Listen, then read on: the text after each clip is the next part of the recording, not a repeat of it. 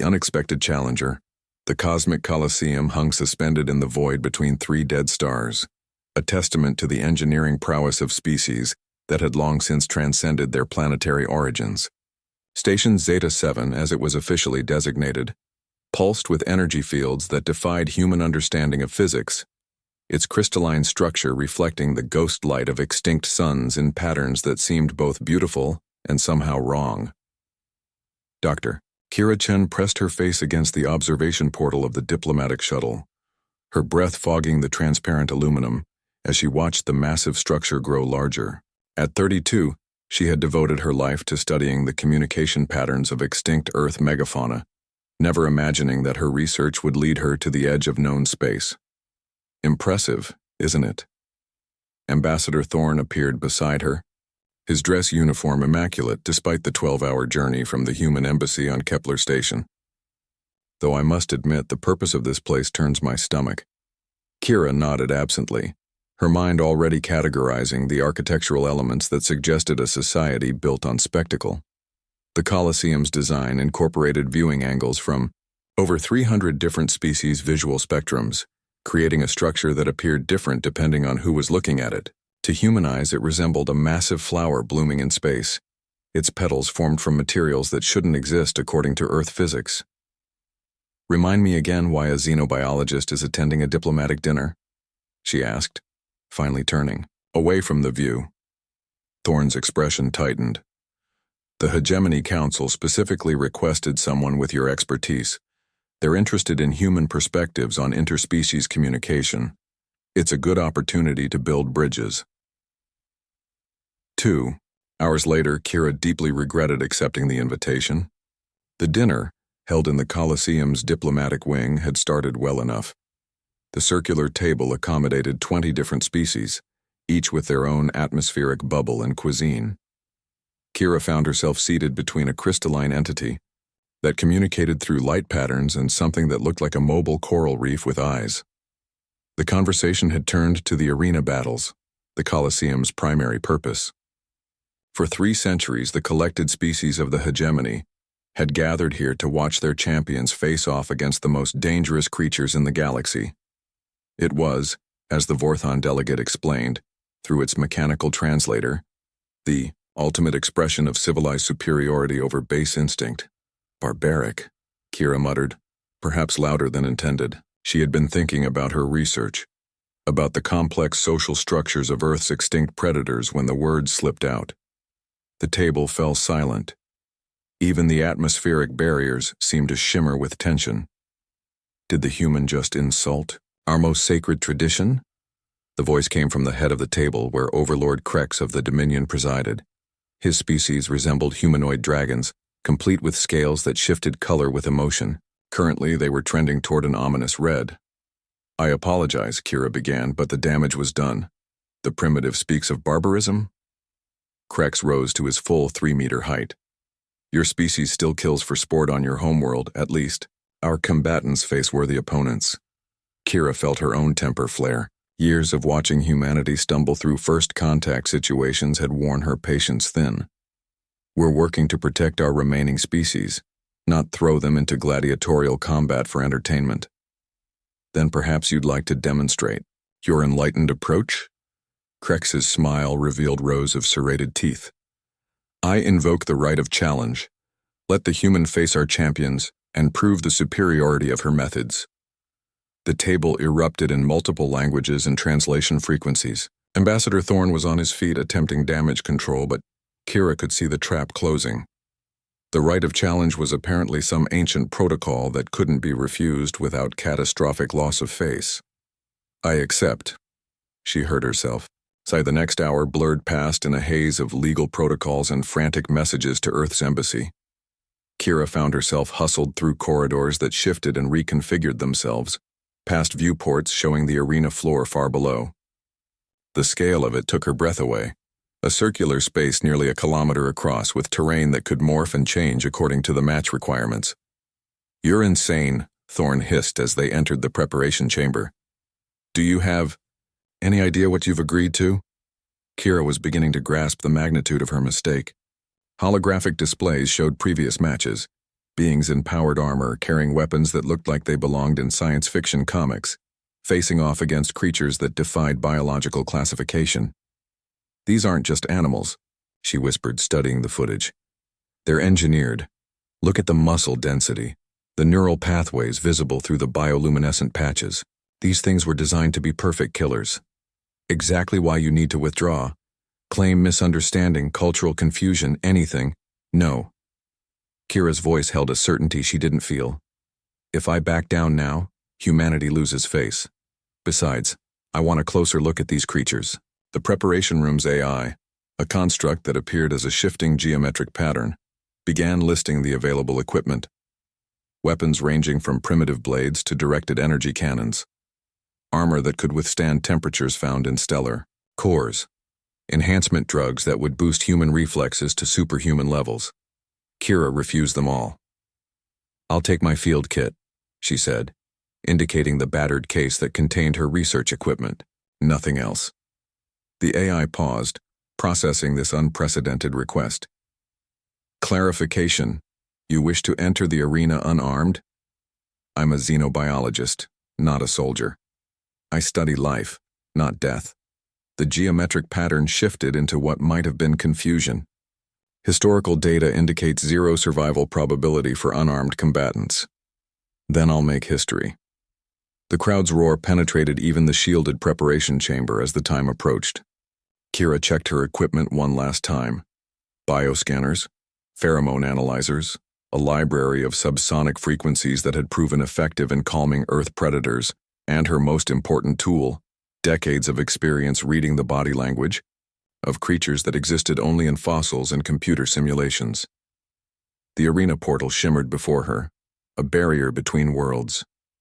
On the other side waited 7 of the deadliest creatures in the galaxy, beings bred and engineered solely for combat. The crowd expected blood, violence, a quick death for the foolish human who dared challenge their traditions. Kira stepped through the portal with the calm of someone who had spent their life preparing for this moment. Even if she hadn't known it, the arena floor felt solid beneath her feet, currently configured as a mixture of terrains, rocky outcroppings, scattered vegetation, and what looked like water features in the distance. The crowd's noise dimmed as she walked to the center, her small figure dwarfed by the massive space. Overhead, the announcer's voice boomed in 1,000 languages, building anticipation. Kira tuned it out, focusing instead on her breathing, on the weight of her scanner in her hand, on the familiar ritual of observation that had defined her career. 7 gates ringed the arena's edge, each one large enough to admit creatures of terrifying scale. As they began to open, Kira closed her eyes and activated her equipment. The bioscanner hummed to life, already detecting the unique signatures. Approaching. The pheromone analyzer began processing the chemical cocktails that preceded the creatures. She thought of her parents, both researchers who had died studying the last wild tigers in India. They had taught her that every creature, no matter how fierce, had its own language, its own fears and desires. That understanding, not dominance, was the key to coexistence. The first gate fully opened, revealing a creature that seemed part reptile, part nightmare. The Crimson Ravager, according to her scanner, stood 4 meters tall, its hide covered in scales that shifted and moved independently. 6 eyes arranged in pairs tracked her movement, while a tail that ended in what looked like a biological chainsaw swayed hypnotically. The crowd's roar reached a crescendo as all 7 gates opened, revealing the full complement of arena champions. Besides the Ravager, there was the Shadow Weaver, a creature that seemed to exist partially in another dimension, its form constantly shifting between solid and incorporeal. The Thunderclaw, whose massive forelimbs crackled with bioelectric energy. The Void Swimmer, which moved through air as if it were water, its translucent body revealing organs that pulsed with alien life. 3 more emerged. The Spine Dancer, covered in thousands of independently moving quills. The Ashbringer, whose presence lowered the temperature around it to near absolute zero. And finally the Nightmare Shepherd, a creature that seemed to be made entirely of exposed nerve endings and teeth. 7 apex predators, each one capable of destroying a small army. The betting boards around the arena showed the odds of Kira's survival, 10 million to 1 against and dropping. But Kira wasn't looking at the boards. She was watching the creatures, reading the micro-movements that most observers would miss. The way the Crimson Ravager's secondary eyes tracked the arena lights, a sign of photosensitivity common in underground dwellers. The pattern of the Shadow Weaver's dimensional shifts, remarkably similar to the hunting patterns of extinct Earth cephalopods. The Thunderclaw's electrical discharges, following the same rhythm as synaptic firing in stressed neural tissue. She took a deep breath and activated her subsonic emitter. The sound it produced was below the range of most species' hearing, but the creatures noticed. 7 heads turned toward her, no longer seeing prey, but something else. Kira smiled and took her first step forward. The real experiment was about to begin, the silent understanding. The arena fell into an unnatural quiet as Kira moved toward the center, her steps deliberate and measured. The subsonic emitter in her hand hummed at a frequency that bypassed conscious thought, speaking directly to the primitive brain structures that even the most engineered creatures possessed. She'd spent years perfecting this technique with fossil reconstructions, never imagining she'd use it on living beings. The Crimson Ravager was the first to react. Its 6 eyes, which had been tracking her with predatory focus, suddenly dilated. The creature's massive head tilted, a gesture so reminiscent of the curious dogs at her childhood home that Kira almost laughed. The chainsaw tail, which had been revving in anticipation, slowly powered down to a low rumble. "That's it," she whispered, her voice picked up by the arena's hypersensitive audio systems and broadcast to millions of confused spectators. "You're not a monster. You're just scared and angry." The crowd's roar turned to murmurs of confusion. In the VIP boxes, diplomats and military officials leaned forward, trying to understand what they were witnessing. This wasn't how arena battles worked. The human should have been torn apart within seconds. Kira adjusted the frequency of her emitter, adding harmonics she'd discovered in her study of prehistoric predator communication. The sound was hauntingly beautiful, like whale song filtered through crystalline caves. The Shadow Weaver responded next, its dimensional shifting slowing until it maintained a mostly solid form. The creature's true shape was breathtaking. A sinuous body covered in what looked like living starfields, with appendages that moved with liquid grace.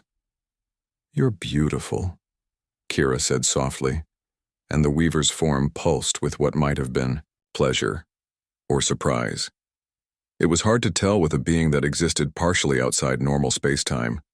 The Thunderclaw had stopped its aggressive posturing, the bioelectric displays along its massive forelimbs dimming to a soft glow.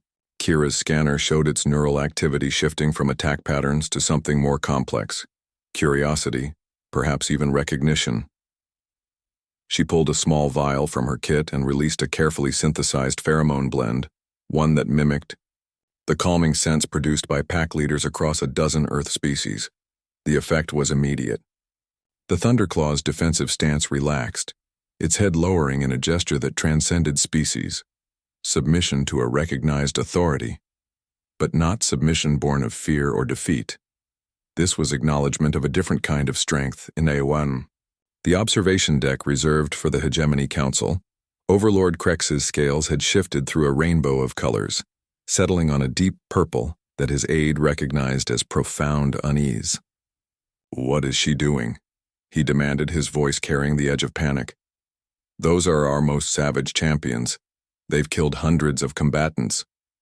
"She's talking to them," replied Science Overseer Yix, her compound eyes focused on the analytical displays. "But not with words.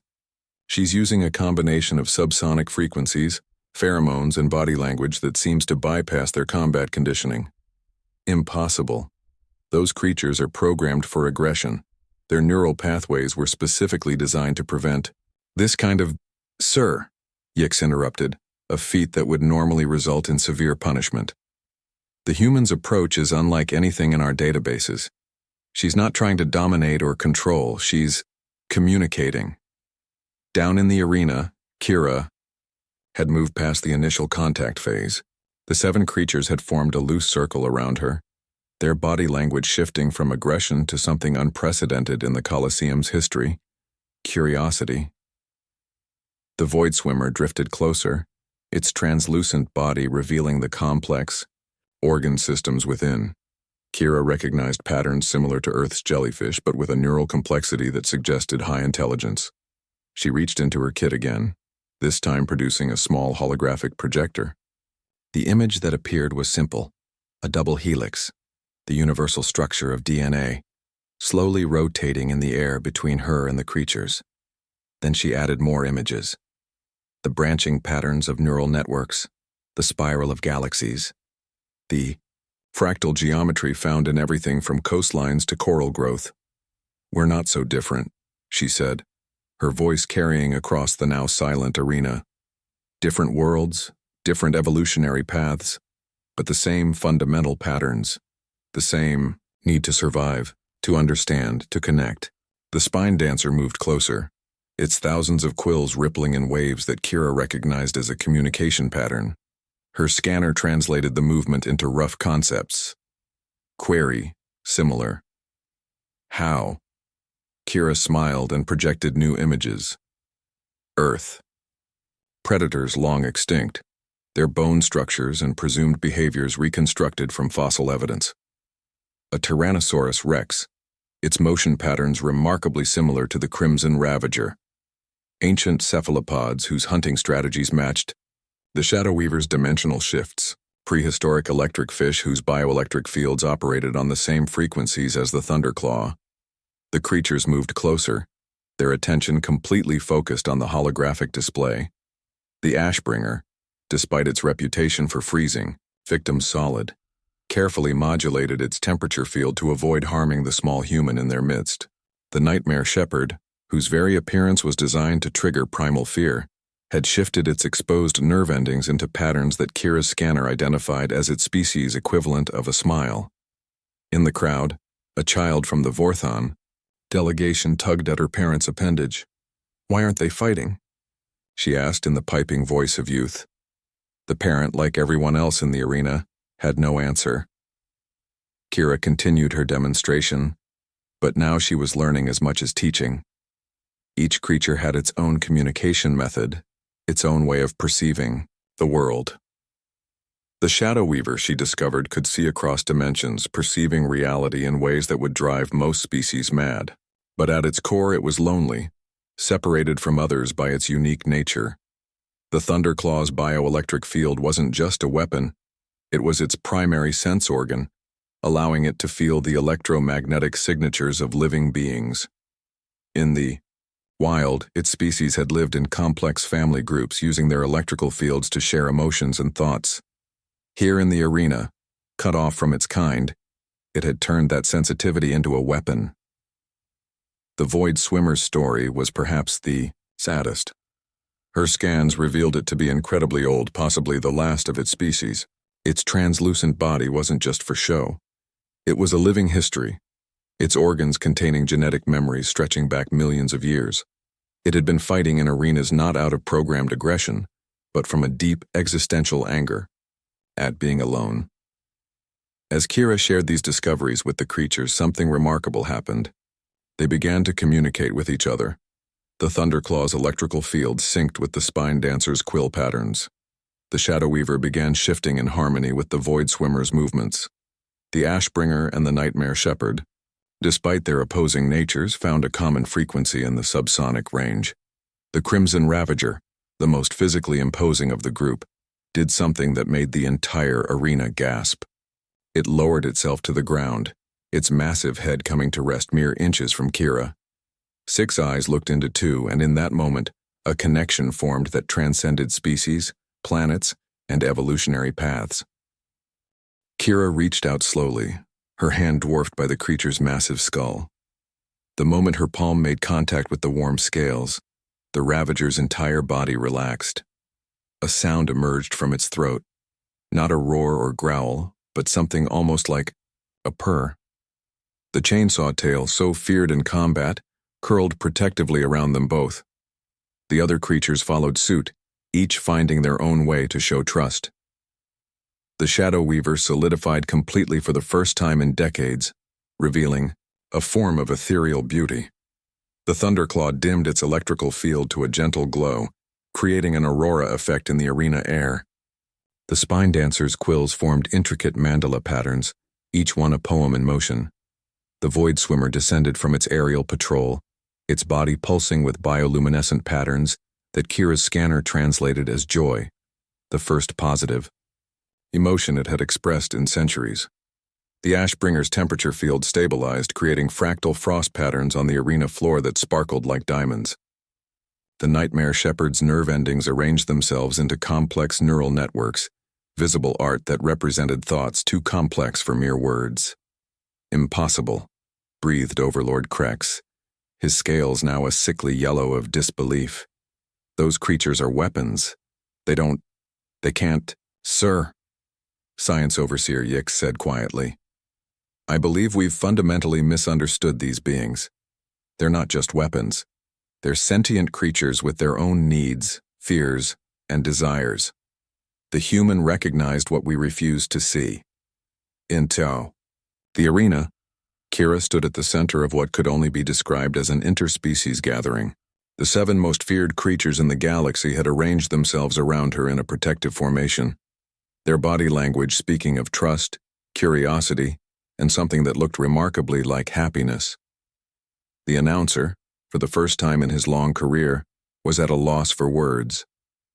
The arena's purpose, bloodsport for the entertainment of the masses, had been completely subverted. Instead of violence, the audience was witnessing something far more profound, first contact between species that had never truly communicated before. Kira activated her holographic projector again, this time showing images from Earth. Not the sanitized, diplomatic versions usually shared with alien species, but real images, children playing with dogs, researchers swimming with dolphins, an old woman feeding birds in a park, veterinarians caring for injured wildlife, the thousands of small ways humans had learned to connect with other species. This is what we do, she said, her voice carrying clearly through the silent arena. Not because we're special, but because we learned. We evolved on a world where cooperation meant survival, where understanding another species' needs could mean the difference between life and death. We made mistakes, terrible mistakes. We drove species to extinction through ignorance and greed. But we learned. We're still learning. The creatures watched the images with rapt attention. The Crimson Ravager made a soft sound that might have been understanding.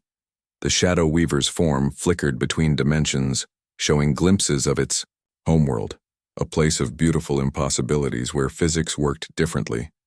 The others began to share as well, using their unique abilities to show fragments of their origins, their histories, their losses. In the stands, something unprecedented was happening. The crowd, representing hundreds of species from across the galaxy, had fallen into complete silence. Not the hungry silence of anticipation before violence, but the profound quiet of witness to something transformative. A small Thraxian child, barely old enough to attend the arena, broke the silence with a question that carried in the still air. If they don't want to fight, why do we make them? The question hung in the air like a judgment, unanswered and unanswerable. In the VIP boxes, politicians and military officials shifted uncomfortably. The arena had always been justified as a display of dominance over nature, a celebration of civilized species superiority over mere beasts. But what happened when the beasts proved to be more than mere, and the civilized proved to be less than superior? Kira felt the shift in atmosphere and knew she had to act carefully. The connection she'd established was fragile, threatened by centuries of conditioning and the political implications of what was happening. She looked up at the VIP boxes, where she knew the Hegemony Council watched, and made a decision that would change the course of galactic history. I challenge the Hegemony Council, she said, her voice amplified across the arena. Not to combat, but to conversation. These beings have shown they're capable of communication, of choice, of friendship. I challenge you to recognize their sentience and grant them the rights that all thinking creatures deserve. The arena erupted, not in cheers or boos, but in hundreds of languages expressing shock, outrage, wonder, and hope. The creatures around Kira moved closer, their protective formation tightening. They understood enough to know that something important was happening, that the small human who had reached out to them was now standing against the powers that had enslaved them. Overlord Krex's voice boomed across the arena, his scales now a deep red of rage.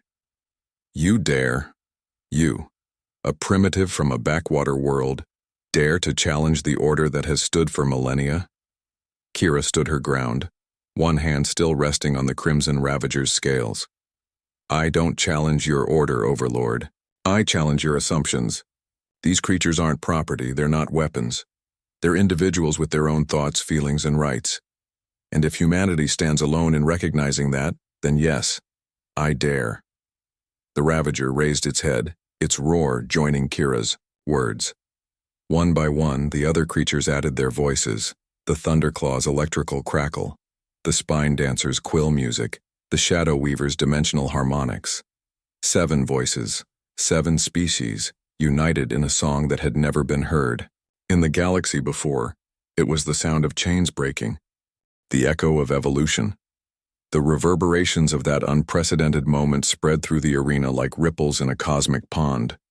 The combined voices of 7 species, united in defiance, created a harmonic frequency that resonated with something deep in the evolutionary memory of every sentient being present. Even species separated by millions of years of divergent evolution felt it, the fundamental recognition that they were witnessing something transformative. Kira's hand remained steady on the Crimson Ravager's scales as she expanded her consciousness to encompass all 7 creatures. Her years of studying extinct Earth species had taught her to recognize patterns that others missed, to see the underlying connections that linked all life. Now she applied that knowledge on a galactic scale. Show them, she whispered to the Ravager, her voice carrying through the bioelectric field the Thunderclaw had extended around their group. Show them who you really are. The Ravager's response was immediate. Its 6 eyes closed in concentration, and suddenly the arena's holographic systems designed for displaying match statistics and replays flickered to life with unauthorized images. The crowd gasped as they saw the Ravager's homeworld, a planet of crimson canyons and towering spires where his species had evolved as guardians, not killers. The images showed Ravager families, their chainsaw tails used not for destruction, but for carving intricate homes into cliffsides. Young Ravagers learning to modulate their roars into complex songs that carried for miles across their planet's thin atmosphere. Elder Ravagers teaching patience and wisdom to their offspring, their 6 eyes capable of seeing across multiple spectrums to detect the subtle health patterns of their ecosystem. They were peacekeepers, Kira announced, her voice carrying across the stunned arena. On their world, they maintained the balance between predator and prey, ensuring no species grew too numerous or too scarce. Those tails you weaponized?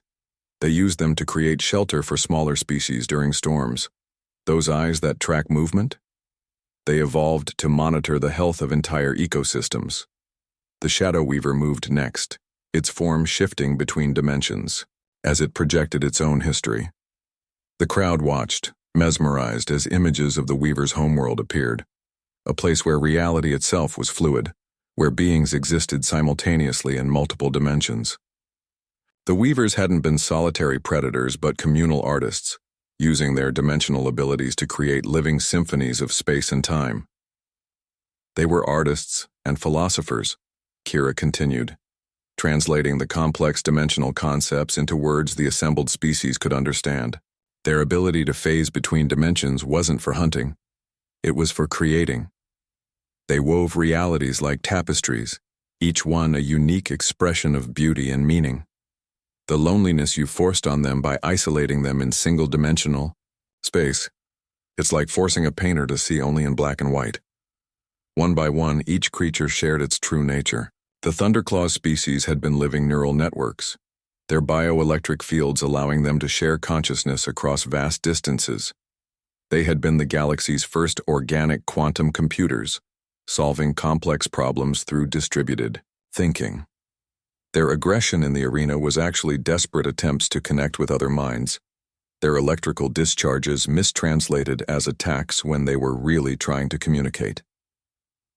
The Void Swimmer's story brought tears to eyes across 100 species.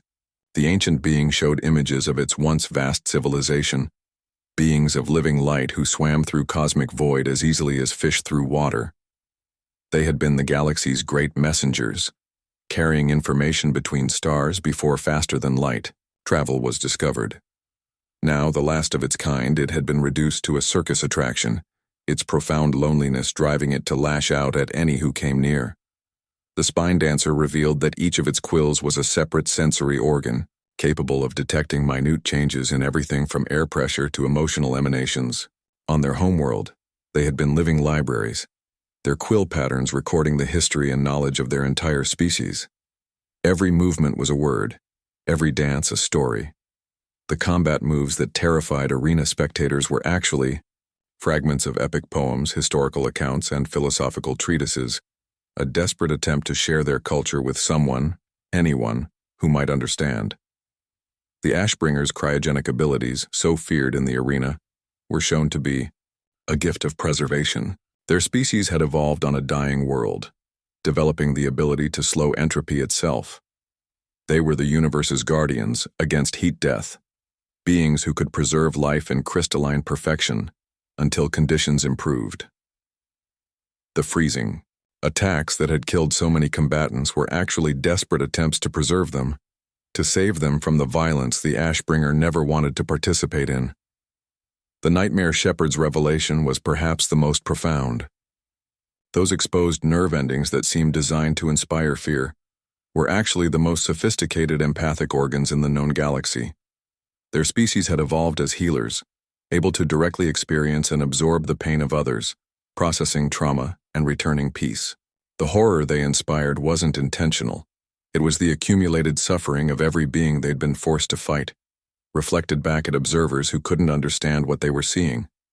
As each species revealed its truth, the arena's atmosphere shifted palpably. The bloodthirsty anticipation that had filled the space was replaced by something else: shame, wonder, recognition. In the stands, members of species who had cheered for violence now sat in stunned silence, forced to confront the reality of what they had been watching for centuries. A Vorthran child began to cry, not from fear but from understanding. Its crystalline tears chimed as they fell, creating a melody that others picked up. Soon, sections of the crowd were humming, singing, creating their own sounds of recognition and regret.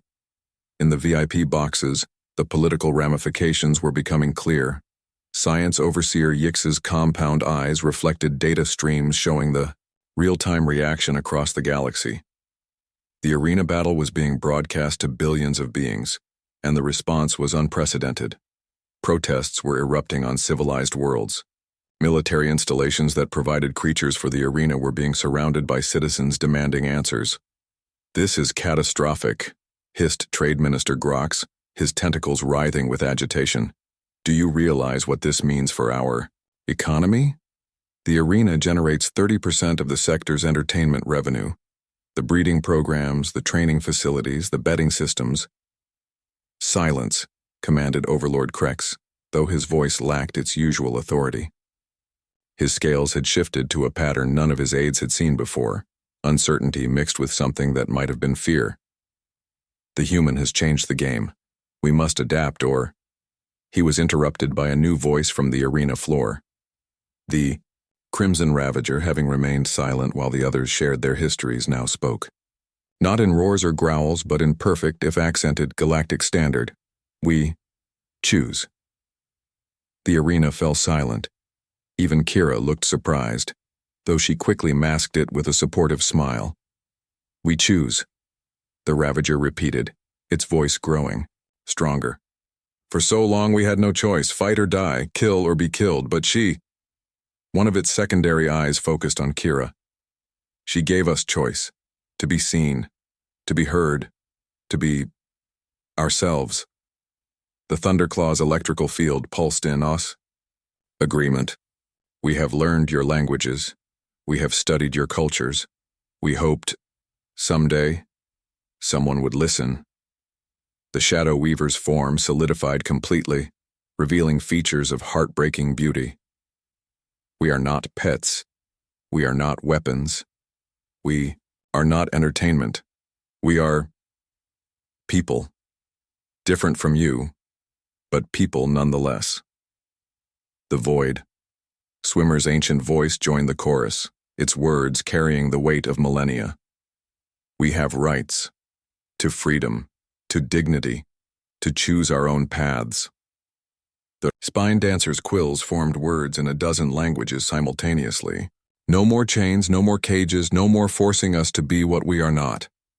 The Ashbringer's voice was like wind through ice crystals. We offer friendship to those who offer respect. We offer knowledge to those who seek understanding. The Nightmare Shepherd spoke last, its empathic abilities allowing it to speak directly to the hearts of everyone present. We forgive, but we do not forget. The pain ends now. Kira stepped forward, her small form dwarfed by the creatures around, her but somehow commanding the entire arena's attention. The Hegemony Council has a choice. Recognize these beings' sentience and grant them the rights all thinking creatures deserve, or face the judgment of history. The galaxy is watching. What will you choose? The silence that followed was deafening. In the VIP boxes, frantic communications flew between council members. The legal implications were staggering. If the arena creatures were recognized as sentient, it wouldn't just end the games. It would call into question every aspect of galactic law regarding non-citizen species. Finally, Overlord Krex stood. His scales had shifted to a deep blue, the color of formal pronouncement. The human has made her point. The council will convene to discuss. No, Kira's voice cut through his words like a blade. No more discussions, no more committees, no more delays. These beings have waited centuries for justice. They'll wait no longer. She turned to the crowd, her voice carrying to every corner of the arena. Citizens of the galaxy, you have a choice.